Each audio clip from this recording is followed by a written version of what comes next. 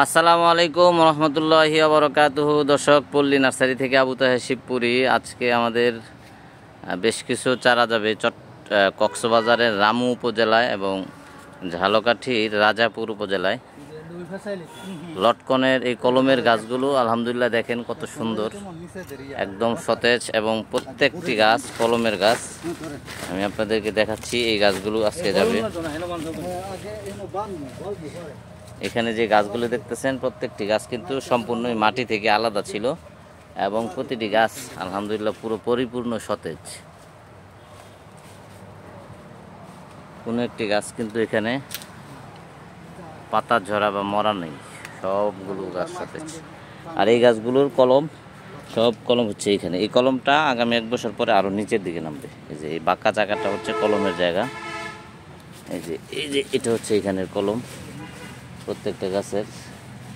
এই যে কলম, এইখানে কলম, এটার এইখানে কলম, এটার এইখানে কলম, এই যে এটার এইখানে কলম, অর্থাৎ সবগুলো গাছ কলম এবং সম্পূর্ণ দেখতে ইচ্ছেন আপনারা মাটির সাথে এই গাছগুলোর কোনো সম্পর্কই নেই।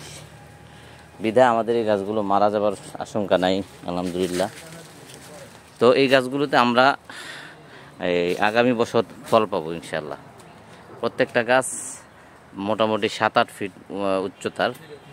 এই গাছগুলো আমরা খুবই যত্ন সহকারে তৈরি করেছি, কারণ হচ্ছে ছোট গাছগুলো অনেকে রোপণ করলে ছাগলে খেয়ে ফেলে কিংবা মারা যায়। তো আমাদের এই গাছগুলো সেই দিক থেকে অনেক বেশি নিরাপদ, ফলনও আসবে দ্রুত এবং ছাগলেও খাবার তেমন একটা ভয় নেই।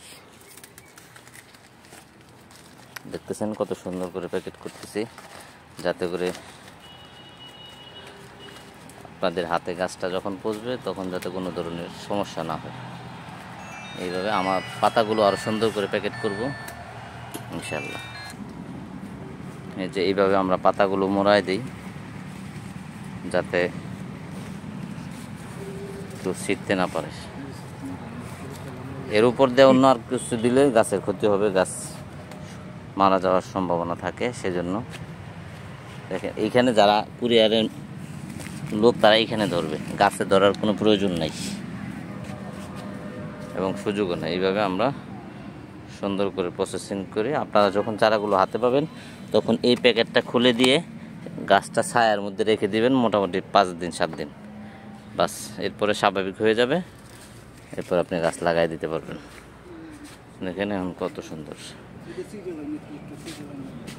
তো দর্শক, আমাদের কাছ থেকে এই উঁচু লম্বা ধরনের কলমের চারা যদি আপনাদের লাগে আমাদের সাথে ইনশাল্লাহ যোগাযোগ করবেন।